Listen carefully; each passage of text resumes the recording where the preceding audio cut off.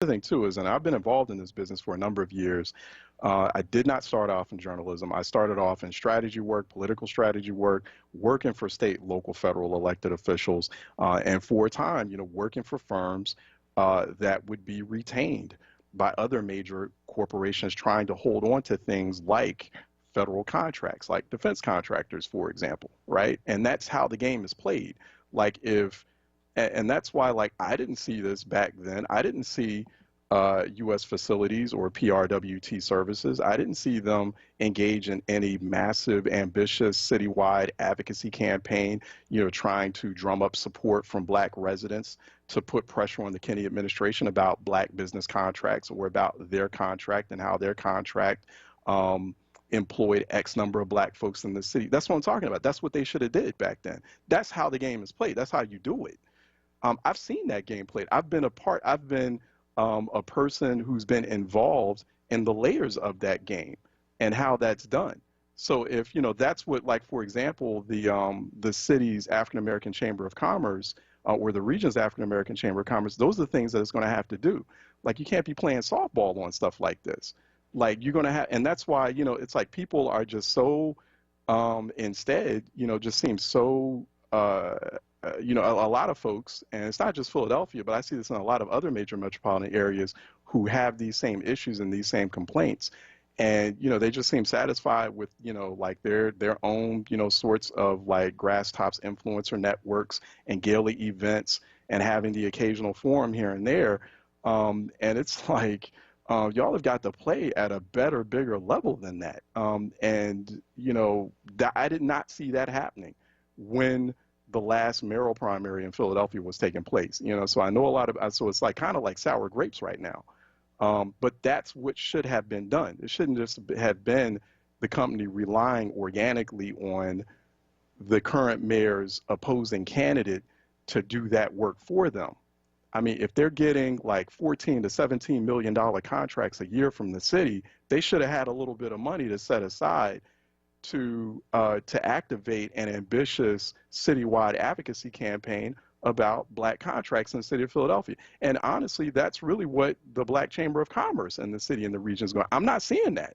I mean, they're having their little Zoom forums and talks and stuff, right? But I'm not seeing, but that's the way it's going to have to be played if you really want to put a heavy focus or spotlight on this issue and you want to keep the city from doing that, from snatching contracts away from black businesses or from the black business community, or making sure, keeping the city to account and making sure that it is indeed making those investments in small businesses and small black businesses in the city. That's the way you got to do it. I'm just being honest here, and I think people need to be a little bit more honest with themselves. The community needs to be a lot more honest with itself, and people need to be also kind of realistic about how this thing works. I'm trying to go off on, I don't want to take up too much time. Oh, we do have Frank London Gettridge. He's finally on. We did get him. He's executive director of the National Public Education Support Fund. He's joining us now on Reality Check. Frank, how are you doing? I'm glad we got you finally. I'm doing pretty good. I'm doing good. I'm in Washington D.C. right now. Okay, excellent. Okay, all right, it was good to talk with you, and hope you're staying safe and healthy, even as things reopen. Go to npesf.org.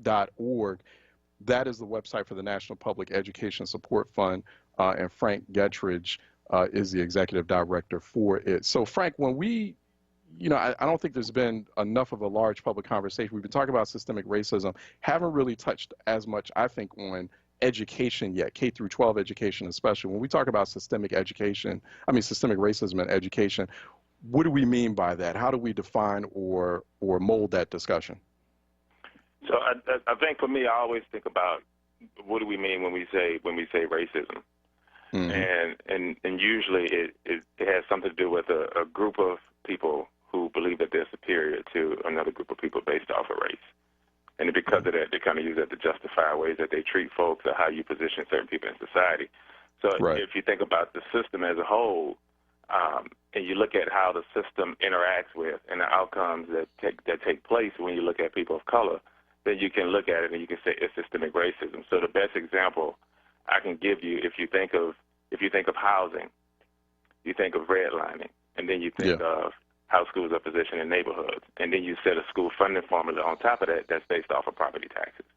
Mm-hmm. And so by nature, the kids that live in the black and brown communities that are undervalued and underinvested in gets the lowest amount of funding for schools, which means they have less to spend on teachers and resources and after-school programs and whatnot. But I think what happens in America today is that we've created this, because I always say there's a psychology within every system. And we've created this psychology where we identify and we scrutinize people, and we don't scrutinize systems. Mm-hmm. And so we oftentimes blame people for the fault of what's actually systemic, and it's intentionally or unintentionally creating those outcomes.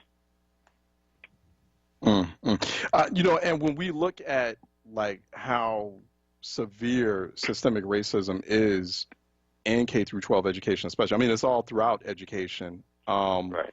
What are some of the most alarming aspects of that? What are some of the most alarming elements that you can identify as far as the impacts of systemic racism? I mean, typically we'll have that conversation about school to prison pipelines. It could be the lack of black educators in a classroom. But in your mind, what does that look like? What are the most alarming aspects of that? I think those are two that you hit on. So I was a preschool teacher in the past, and I was also an elementary school principal that went from pre-K to 8th grade in Chicago. And I went through a teacher strike, and I went through the school closing when I was there in that role as principal. And so what I'll say, one of the biggest challenges or the biggest things that frustrate me is when you look at the suspension rates for preschoolers. And you would ask yourself, how can you suspend a preschooler? And if you think about black students that are they only represent 18% of the preschool population. But when it comes to suspensions, they represent over 50%, as opposed to white students who are almost 43% of the preschool enrollment, but then they represent only 26% of the suspensions. And so if you draw that out, if you're thinking about a school to prison pipeline, there's research that even if you take it into policing and say sometimes we tend to view black children as being older than what they are. Yeah. And so that's the psychology. And so even in preschool, usually when you're a child, you get the benefit of needing to be protected and needing to understand that every bad behavior is more of a choice and it's not your fault, so let's figure out how to help. But for some reason, when you're a black child, no matter how young you are, it seems to be your fault.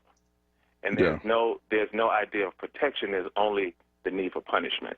And I think when you talk about the school to prison pipeline, it sort of creates that psychology all the way through the system that instead of protecting and instead of helping black and brown people, the first strategy we go to has to involve punishment and control. And so that's what I would take it. Another one I think that people miss sometimes. I'm from New Orleans. So I wasn't there when Katrina hit, but all of my family is in New Orleans.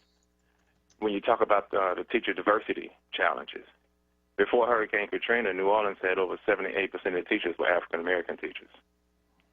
After Katrina, less than 50% of their teaching workforce was now African-American. And so, again, there's this pattern in America that our idea of improvement has to do with discoloring. Even when you look at gentrification typically means you push out poor and brown families, and then majority white families move in. Now, we might look at it and blame the white families, but what are the systemic things that are at play that creates the space for that to even happen is what I think about.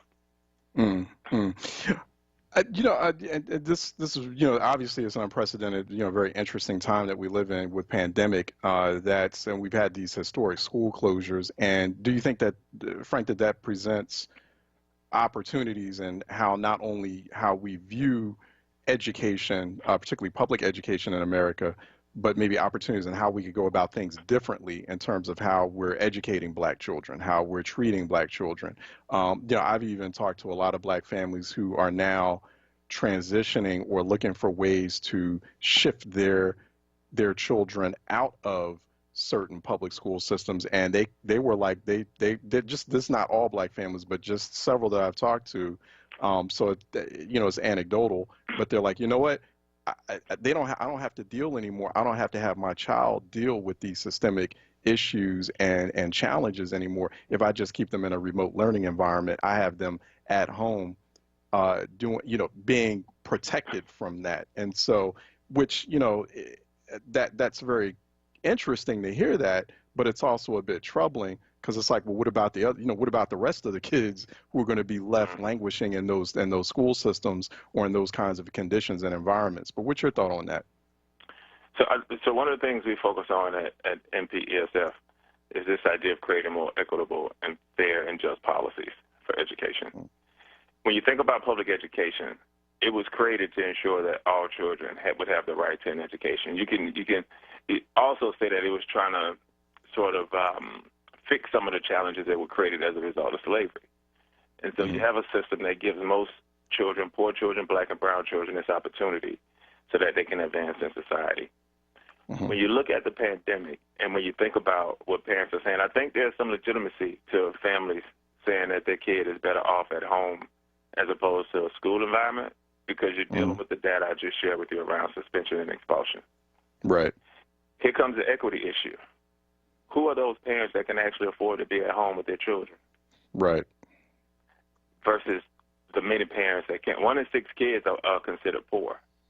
And so if you're thinking about that, those parents don't have the resources or the additional bodies who can stay at home with their preschooler, with their kindergartner, even with their senior in high school to make sure that they do what's necessary. So I think what the pandemic has done, the racial issues around the pandemic has allowed us to see that a large part of how we approach education for black and brown children has been based on a lie, has been based on systemic racism.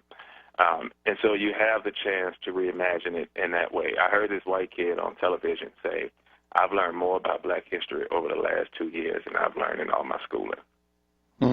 And how long have we argued for history books to include black history, Hispanic history, Native American history in its truest form, and not just the negative parts of it, because there's a piece that goes towards identity and how identity helps improve academic achievement. Right. So I think in that sense, rethinking schools around what are we offering students, also rethinking schools around how do we fund schools. One thing is for certain, if we don't think about how we fundamentally fund schools, then those kids with the least who are being hurt the most right now, they're going to need more. But if you think about the ideology in America, this idea of pulling yourself up by the bootstraps makes it hard for politicians to go down that road and change your funding formula when people believe these are my tax dollars and I don't want to go into these poor students. But I think the momentum is there, and in large part because it's not just a movement by black people. It's a movement by black people, by brown people, by LGBTQ people. I think everybody is involved in this movement, and everybody see how it's connected to their lives as well. And so I think for that reason, it's creating an opportunity. What does that refunding scheme look like in your mind? What's that truly equitable funding scheme nationwide that's universally applied, especially K through 12? We talked. I know there's a lot of conversation about defunding the police, but I want to talk about upfunding or refunding education.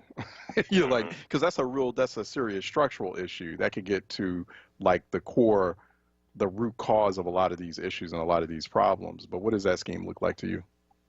So I think the funding formula in and of itself is complicated. And so what people, I think was good to know is that 9% of funding comes from the federal government for public schools. About 42, 43% comes from federal, and then the other 40, 45% comes from local. And so when you think about it that way, it complicates it. Because if you look at the local tax property piece, that's obvious. There's an obvious piece that I think you have to deal with. How do we base a school funding formula that's not based off of property taxes? Because this idea of housing inherently is racist. And so you segregate communities, and now the black and brown communities are get less. I also think you have to look at what hasn't been given to education. So since 2005, schools have been underfunded by $580 billion in Title I, between Title I and IDEA, which is the Individual with Disabilities in Education Act. And so there needs to be makeup money for schools in general. And Title I is intended to help those schools that are considered most needy. And so first we need to re-up. And I think that opportunity could have happened in the stimulus package, but it didn't take place But what's the motivation? Like, why aren't we motivated to give funding to public schools, to education? And so I think fundamentally you have to change this idea of property taxes being like one of the main criteria. I can share in Texas. Texas did this. They had what they called the Texas Robin Hood law. The reason they did that was to avoid lawsuits, because a bunch of school districts were starting to sue, saying that the funding formula was unconstitutional. Yeah. Under the Texas Robin Hood law, in rich districts, once they hit a certain level in terms of school funding that they felt was adequate, then whatever overflowed would go to the poor school districts. And right now, it's still the case, but the richer, more wealthier families are in an uproar because they don't feel like their tax dollars should go towards poor school districts. And they've segregated us. So I've been thinking more around, why is segregation so necessary in this America that we live in? Right. Everywhere people try to come together, they segregate us. First you get past skin color, then you got to go through religion, then you got to go through political affiliation, then you got to go through zip code, then you got to go through housing. Movements that have worked, when you think about it, have always been movements where those walls of segregation was broken down. And so I think it benefits us to be together as people, so that then the racist policies are not just being able to target those black and brown communities. Like we're truly in it together, and it doesn't take a pandemic for us to say we're all in this together. Right, right. Like that. We've been talking with Frank Gettridge. He's Executive Director of the National Public Education Support Fund. Go to npesf.org for more information on what they're up to. He's been joining us here talking about about public schools, about K through 12 education in America, what that could look like. How do we reimagine that? Frank, we need to bring you back like real soon so we can continue that conversation. I got to let you go. We unfortunately ran out of time, but let's bring you back real soon so we can continue that conversation in earnest. Okay, thank you. Thank you. All right, thank you. All right, same here. All right, let's take a break, and when we come back on the other side, we'll be talking with Lena Zwarenstein, Director of Fair Courts, and we're going to talk about federal judicial appointments and that crisis there.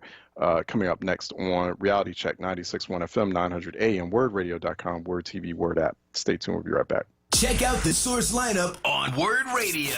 Mondays, get ready for the rapping professor, Dr. Aaron Smith. On Tuesdays, it's Andrea Lawful Sanders. Then on Wednesdays, it's the Black Women's Leadership Council. On Thursdays, it's a second helping of Andrea Lawful Sanders. And on Fridays, it's Tiffany Bacon. Don't miss the Source. Monday through Thursday, 1 p.m. till 4 p.m. and Fridays, 10 a.m. till 1 p.m. Exclusively on Word Radio, 96.1 FM and 900 AM WURD. Streaming live on wordradio.com and on the Word Radio app. Hi, this is Councilmember Mark Squilla. We've been through a lot together these past 3 months. Too many Philadelphians have lost their lives to COVID-19, and too many more have lost their livelihoods. As our stores and shops start to reopen, we have to protect our loved ones, friends, and neighbors to prevent any more spikes in this disease. Don't let your guard down, Philly. Practice social distancing when you go out, and always wear your mask. Mask up, Philly. Thank you, and stay safe. No fear, just facts. This is WURD, independent black media. Listen to Laborers Live. We created the weekend. We created the 40-hour work week. We just want enough to feed our family, be able to send our children to college, and let our next generation do better than we did. To people that might have forgot how important unionism is in a country like the United States. People now infringing on our 8-hour workday, trying to work people more than 8 hours without overtime, trying to work people without benefits. In the long run, everybody's getting a fat paycheck except the worker. So this is really a wake-up call for America. The struggle is continuous. Tune in to Laborers Live every Friday from 4 to 5 p.m. Sponsored by LESIT, the Laborers Employers Cooperation Education Trust of the Laborers District Council of Philadelphia and vicinity. Local 332, Sam Staten Jr. Business Manager. Local 57, Esteban Vera Business Manager. Local 135, Dan Woodall Jr. Business Manager. Local 413, James Harper Jr. Business Manager. The Laborers District Council, Ryan Boyer Business Manager, and Tony Staten, Executive Director of LESIT. Reality Check with Charles Ellison right now on Word Radio and WordRadio.com.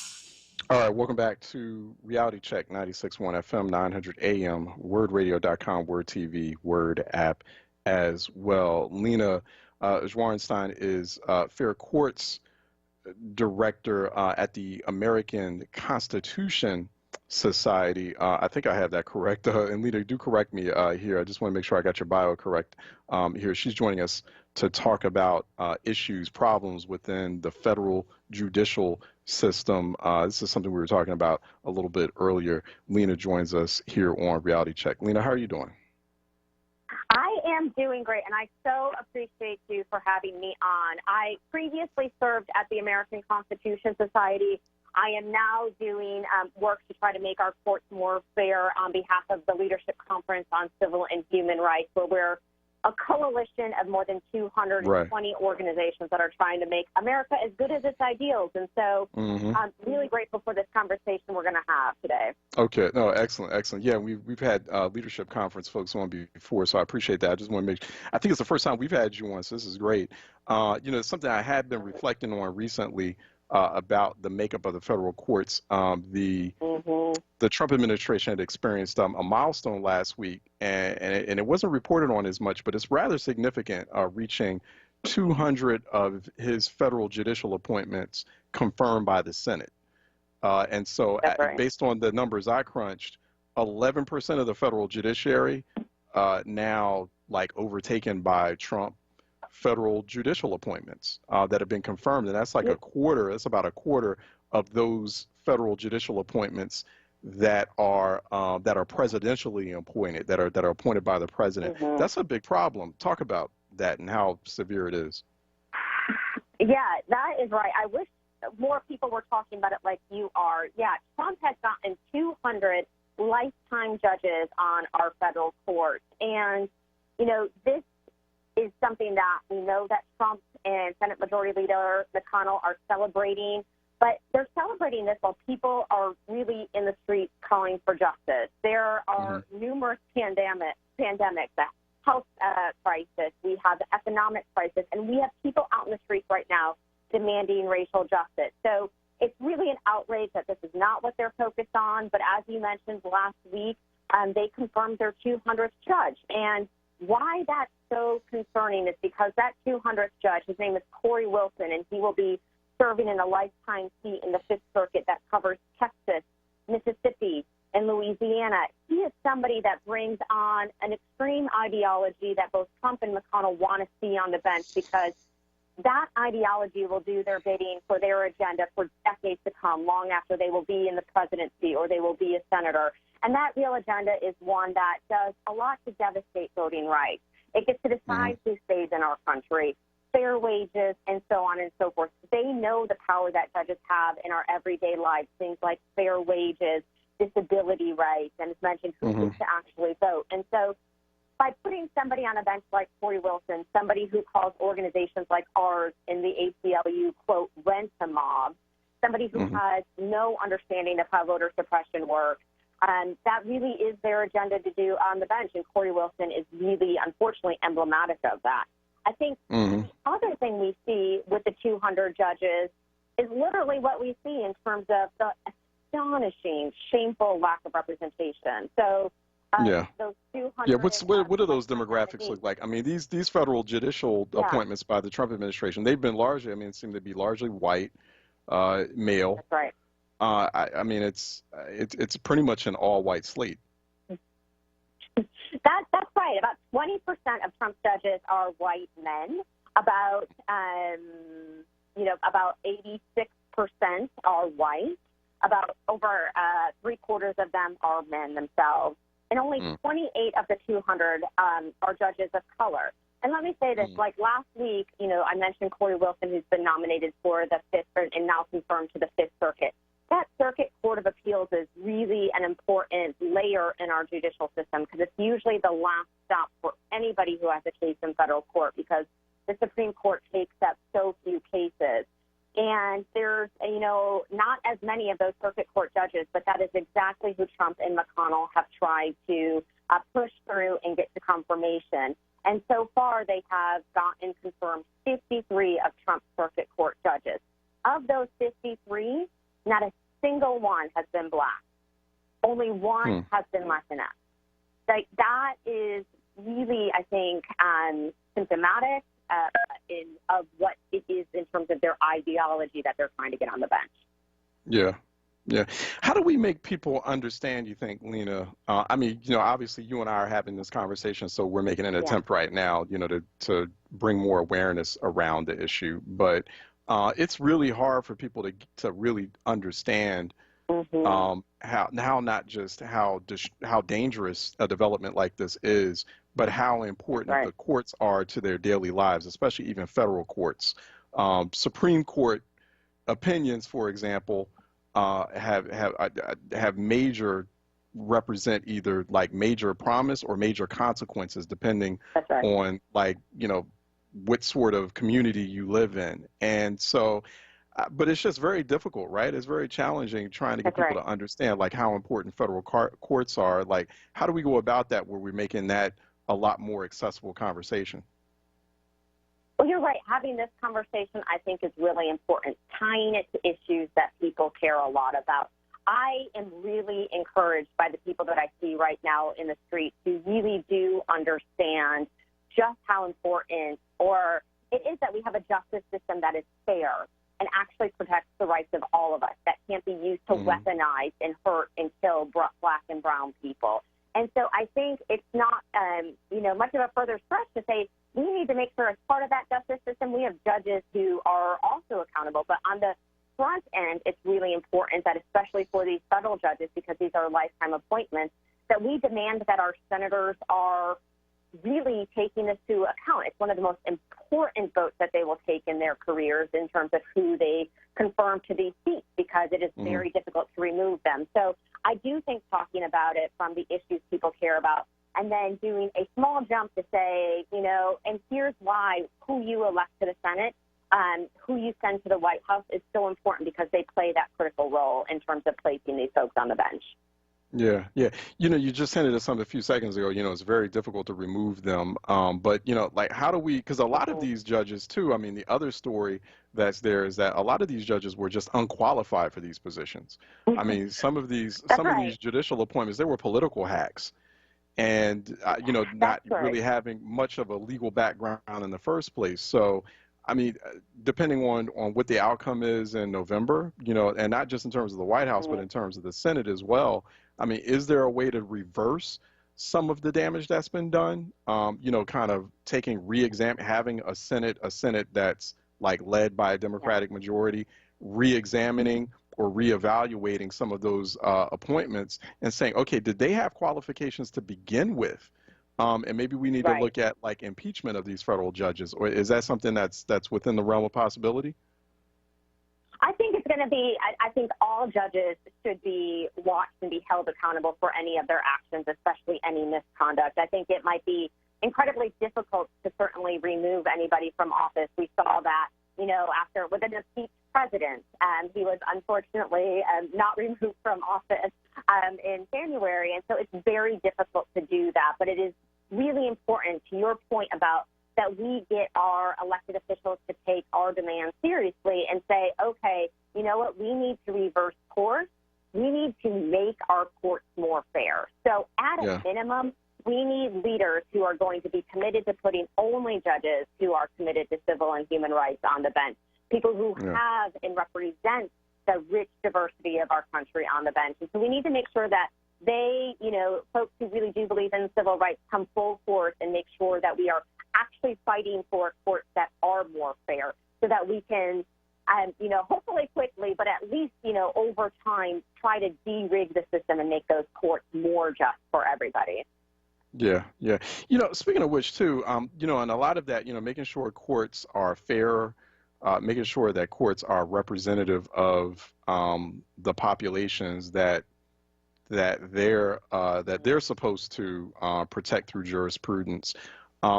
There is that question of like where where potential judicial appointments or appointees are coming from, their educational background. It seems like there's this heavy reliance. The American federal judiciary just has this very heavy reliance on top tier law schools. Like you have to come from an Ivy League law school in order to reach the Supreme Court.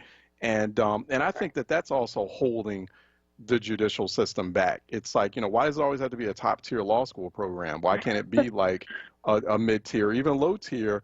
Or even, I know there's only a couple of them, but there are like a couple of black law schools, Howard being one of them, and one of their alumni ended up being a Supreme Court justice for a while. So, why can't we have a return to, well, it was never really a return, but why can't we also have a conversation about ensuring that we're getting like a wider range of perspectives of people who are coming from different backgrounds of training? That's right. That's right. It is so important that we have people of different education and life experiences on the bench, because when we're only selecting from a narrow group of people, whether that is the Ivy League or Ivy, plus a few more law schools, those types of experiences can tend to be very, more homogeneous. And I do think it is super important that we have judges who can relate to anybody's experience, no matter who walks and comes into their courtroom. And so you're exactly right. We need to do a lot more to make sure that the legal system is actually accessible for people who do come into the courtroom, but that means making sure that our judges are also reflective of that.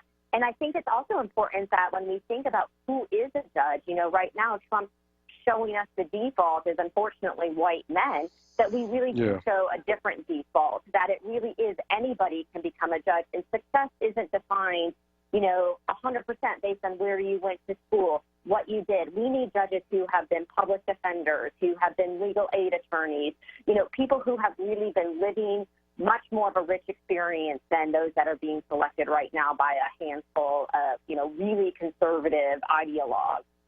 Yeah. Yeah, no, I that's definitely, it's a fascinating conversation. It's an essential conversation too. And there's a lot of pieces of it to unpack. We've been talking with Lena Zwarenstein. She is Fair Courts Director for the Leadership Conference on Civil and Human Rights. Go to civilrights.org for more information on what they do and what they're all about. She's been joining us here on Reality Check. Lena, thanks so much for your time. Appreciate you. Thank you so much. I appreciate you and you covering this story. All right. Thank you. Thank you. Definitely we'll continue to talk about it and cover it as well. People have to know. All right. Let's take a break and open phone lines when we come back next here on Reality Check. 215-634-8065. Toll free 866-361-0900. A bit of breaking news too on the primary election front. So we'll share that after this quick break. Keystone First VIP Choice HMO SNP Dual Eligible Special Needs Plan has a 4 out of 5 star rating and is one of the highest rated Medicare plans in the region. Keystone First VIP Choice and you are better together. If you live in Philadelphia, Bucks, Chester, Montgomery, or Delaware County, and you have both Medicare and Medicaid, choose the Medicare plan that is working to help you get better care. Enjoy extra benefits at no cost to you with Keystone First VIP Choice. You get benefits like dental, vision, and transportation to and from your medical appointments. They also cover a fitness membership to a gym of your choice. $150 toward over-the-counter pharmacy items. There's no copay for doctor's visits. They offer a large provider network, a great prescription plan, dental coverage, and even eyeglasses. Plus, you don't have to wait for open enrollment. You can change your coverage every quarter. Keystone First VIP Choice. The name you trust, the service you deserve. Call Keystone First VIP Choice today at 1-877-686-1760 or visit KeystoneFirstVIPChoice.com. Support independent black media and join the onWURD movement now at 215-425-7875 or visit wordradio.com. Solutions on Word. Hosted by Dwayne Royster and Amadi Braxton. Solutions on Word. Exploring solutions to national, state, and local issues through the lens of race and gender. Solutions on Word. Fridays 5 p.m. till 7 p.m. exclusively on onWURD Radio. 96.1 FM and 900 AM WURD. Solutions is sponsored by Power Interfaith Movement, working towards life, liberty, and democracy for all.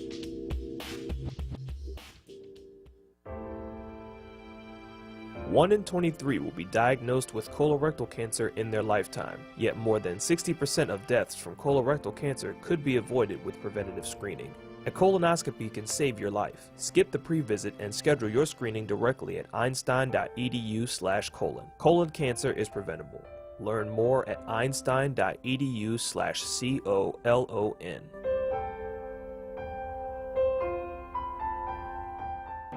This is WURD breaking news. Yeah, we have breaking news coming out of Kentucky.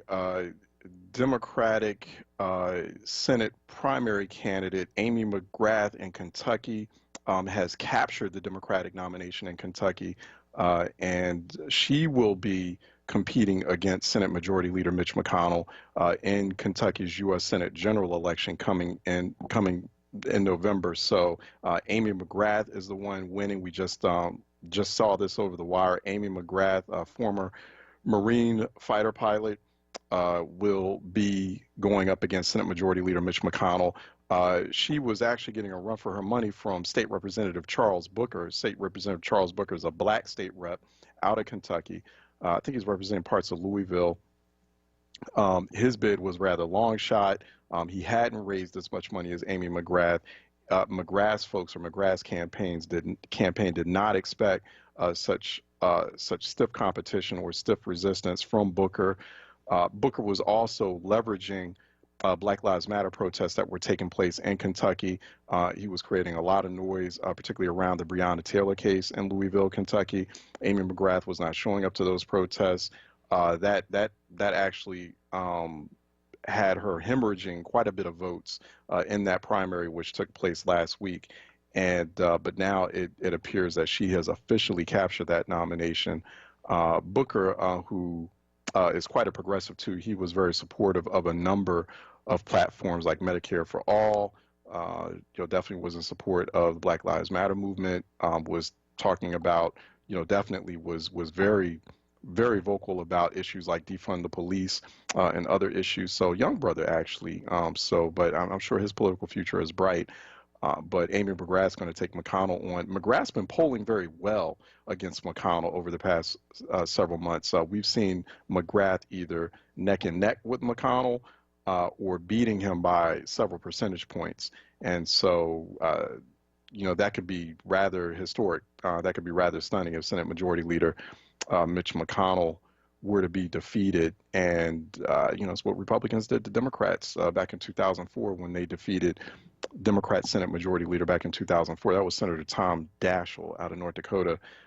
So Democrats aiming to do that to Mitch McConnell in 2020. Amy McGrath has raised quite a bit of money for that race. So I think the last figure I saw, she might have about $40 million lined up, $45 million lined up in a war chest, ready to take Senate Majority Leader Mitch McConnell on. But Mitch McConnell is entrenched, a very entrenched incumbent in Kentucky, but that's going to be very important to Democrats trying to retake the Senate in 2020. That is as important as Democrats retaking the White House in 2020 as well. So that's the news that's coming out of Kentucky. That was a big deal. And I know a lot of folks were watching it because of State Representative Charles Booker, and also a lot of the voter suppression that was taking place in Kentucky. It was primary voters, particularly black primary voters in Kentucky, having a very hard time either getting to the polls, or when they were getting to the polls, finding closed polls being shut down at 6 p.m., and at very limited polling locations. It was like 1 or 2 polling locations per county, and it was particularly difficult in counties with heavy black populations in Kentucky. Kentucky's overall black state population, I think black folks are about 11-12% of the overall population in Kentucky. That's sizable, and Democrats are really McGrath's going to have to do a lot better job with tapping into unleveraged black voters if she has any chance of beating Mitch McConnell. And she's going to have to do what the current Democratic governor, Andy Beshear, did last year in that gubernatorial race. He was very successful at finding untapped black voters, particularly in places like Louisville, Jefferson County. There's, either within the city or surrounding counties where you've got huge pockets of eligible black voters. That's what Democrats are going to have to do if they want to like win these races, particularly Senate races at the margins. 215-634-8065, toll free 866-361-0900 here on Reality Check. Let me go to some of the comments on our Facebook live stream. Vanessa Pimpleton, Charles, please ask how all of this is helping to reinvest in black and brown businesses. Prior to COVID, there were about 1 million small black businesses. Since COVID, there has been a significant drop to a little over 400,000. Only 12% of black businesses have received the benefits of the stimulus. That's that Paycheck Protection Program. Why? Please take the knee off the neck effect. No one could breathe with those figures.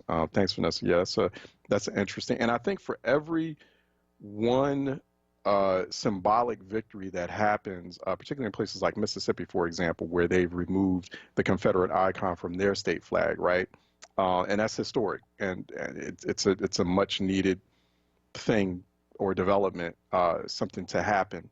And it happened over the weekend, and you had a Republican-dominated legislature and a Republican governor sign off on that. So that's symbolic progress. But for every point of symbolic progress, for every statue, for example, taken down, people are going to have to question their governments, question institutions, question elected officials about 4 or 5 different things that are of substance, about 4 or 5 structural things. So, yeah, okay, you've removed the Confederate flag from the Mississippi state flag in Mississippi, right? But Mississippi has 33% black poverty. So now, okay, what are you going to do about that? Because you can, the flag's gone, but people are still hungry in Mississippi. It's been a while since I've been to Mississippi, but I mean, the poverty is just, it's always been a prominent feature of Mississippi, the state, and it's very black. So what are you going to do about that? What are you going to do about high black unemployment? What are you going to do about black healthcare disparities? In a place like Mississippi, they have in Mississippi, they have a black amputation crisis, which is happening in especially a lot of southern states where, going back to the systemic bias and racism that's in hospital or medical systems, doctors don't want to properly or fully or completely treat black folks or black patients. So they amputate them instead, rather than get to the reason for a particular ailment.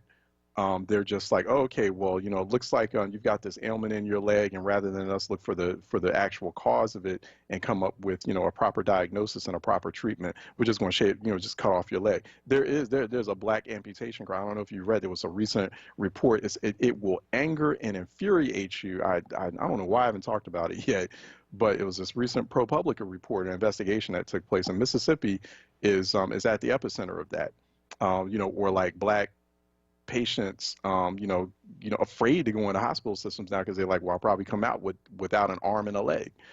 So how are we going to address that? We need to like really put pressure on folks to address these structural issues and not to just be caught up in the symbolism of the moment and be happy that people are now having conversations about things like systemic racism. That's an encouraging development, don't get me wrong. But people are going to have to make the necessary investment in terms of time, in terms of resources. We need to have conversations about black political power, black economic empowerment, and also those real structural investments. That's where rubber meets road on that. Let me go to Maurice out of North Philly, who's calling in for a reality check. Maurice. Hey Charles, how's everything? Hey, what's happening? You touched on a couple of things before you crossed over. One, Mississippi was a good one, but one of the things you touched on about Philadelphia and strategy and strategizing. Charles, Philadelphia is not working in the black community I'm talking about. It's not working in the 21st century for our strategy economically. Yeah. And I remember I brought up to you before when you stated that, I stated to you that only thing Philly talk about is politics. Yeah. We don't discuss economics. You said that, well, we can do both. We can choose, eat, but we don't. That's the reality, we don't. And to see if it reciprocates in the community is a microcosm of what's going on throughout the whole Philadelphia area. The important thing is, one, you had a Senator Hughes say that looking at 52nd Street is diversity. Yeah. But yet he don't talk about 52nd Street don't have a community benefit agreement. And it's not black owned. Mm-hmm. Yeah, it's diversity, but it's not black. It's not American black. It's not enslaved descendant of blacks. So we hemorrhaging in Philly. So wait, what is that? But wait, hold on a second, Maurice. What does that mean? I mean, is it black owned or not? No, it's black owned because you have the African community there. You might have. Well, then that's not a bad thing. I mean, it's like, but Maurice, hold on one second. See, this is the thing that's going to be, you're the one who just said it about we're not thinking 21st century like. Black folks are going to have to, like black Americans, I mean, we're going to have to learn how to now nearly a quarter of the entire black U.S. population is made up of folks who are from other parts of the diaspora, whether it's from Africa or the Caribbean or elsewhere. And we're just going to have to accept that, and we're going to have to start teaming up with these folks because they black in America too now, and they don't have the same exact histories as we do or as our ancestors do, being enslaved here. But they also now they have like understood, they've acknowledged and admitted to the realities of being black in a very racist society like America. And so we need to team up with them, team up with those businesses and figure out or learn from them, learn from the places that they came from. I mean, it's so many of us like this ADOS movement, like it's foolish because it's like we're holding ourselves back when we could have this very powerful global movement, currency, trade, exchanging ideas on different technologies, exchanging talent, having our kids go over to the Caribbean, to these majority black societies in the Caribbean and in Africa, and learning from them, educating from them, seeing how we can cross-pollinate and do business across entire continents and oceans. We need to think big. We need to think big. That's 21st century, bruh. That's 21st century. This whole thing of getting caught up in, they're not black owned because they're African and Caribbean. That's holding black folks back. We need to get out of that's an ancient archaic mindset. In fact, Maurice, that's a white supremacist mindset because that's what white people want us to do. And you got to cut it out. You got to cut it out, Maurice. Go ahead. Finish up. You missed my point. I'm not knocking them because they black. I know they are brothers. That ain't what I'm saying. That ain't what I'm saying. When you took it to, I wasn't saying that. That was not where I'm not knocking. Yeah, but you're the one started off with they ain't enslaved. They don't have enslaved ancestors. It's like at this point, like I'm like, who cares about that? They black. And it's like team up with them. Figure out a way to leverage that. Go ahead, Maurice. Finish up. I'm talking about a CBA. That don't have nothing to do with that. It don't matter if you're green. I'm talking about a community benefit agreement, Charles. All right. Well, then you should have stuck to that then. Like I'm not down for this this intra black racism or the intra black competition with Africans and Caribbean. We all black. We all black in America. We're dealing with the same issue. We need to learn how to team up. We need to be acting. We need to be stop thinking so like small-minded and start thinking globally and how we can leverage those assets. I'm not tolerating that kind of discussion on that kind of ADOS, African descendants of slave discussion is foolish on this program. I'm just not tolerating it. And people are going to get checked on it every time they come on here with it. So I'm sorry, Maurice. So stick to the community development, girl. I'll give you a minute. Go ahead. No, you misinterpret everything I said. Listen, Charles, you could be black Americans, right? You still got an obligation to the community through a community benefit agreement. Anybody that open a business in the black community have an obligation to a community benefit agreement, Charles. You could be yellow, green. Yeah. You still have an obligation to the community. The churches have an obligation to the community, Charles. That wasn't what I was saying. You took something I was saying and misconstrued it and turned it around. What I was saying, I don't care. You should have been a little bit more positive. You should have been more, but go ahead. It doesn't matter who do business in the black community, you have an obligation. I don't care what group you are. You have an obligation to the black community. That's the law. Okay. So when you talk about economic reinvestment Act 84, that's a law that you're supposed to do. We don't adhere to that law. That's why we don't get what we're supposed to get. It's not about no color. I just put that in there. That's the whole problem, the premise is Philadelphia. We don't understand black economics 101. So therefore, when you talk about strategy and getting stuff from the community don't even know what to ask for. How they gonna get something they don't know what to ask for? Or the community don't know what's the yeah, we are, and Maurice, no, I mean, you make a good point. You actually that I will agree with you on that, Maurice. But the both the economics and the politics and the policymaking, that all goes hand in hand because you got to win elections to get the kind of policymakers you want in place that can create the regulations that create the rules of the road that regulate the businesses, black businesses included. So all of that goes hand in hand. It's all interconnected. They're equally important. So you can't, you can have the economics, but some people want to say, the politics don't matter. No, the politics matters a whole lot Like we don't operate as a civic society in a vacuum. Like, and if you want those businesses to succeed, you win elections to create the kind of public policy environment that helps those businesses succeed. So you have the kind of regulations in place to provide the resources and the investments and to help those types of businesses grow. But I've ran on time, Marisa. I appreciate you. I appreciate you calling in. But yes, people will get checked. I mean, and yeah, folks in the African Caribbean community, they'll get checked as well, because y'all came over here after we took the hit on the chin, to make it possible for you to come to places like the United States. But we all have to get along and have a better conversation with one another, a diasporic conversation with one another to move forward in the 21st century. All right, we'll see you tomorrow, Wednesday, for our midweek edition of Reality Check. We are headed into The Source with Andrea Lawful Sanders. That's coming up next here on Reality Check, 96.1 FM, 900 AM, or rather on WURD. The Source is coming up next. I want to thank Troy Wilmore as well. Stay smart, stay sharp, stay safe. We'll talk to you tomorrow.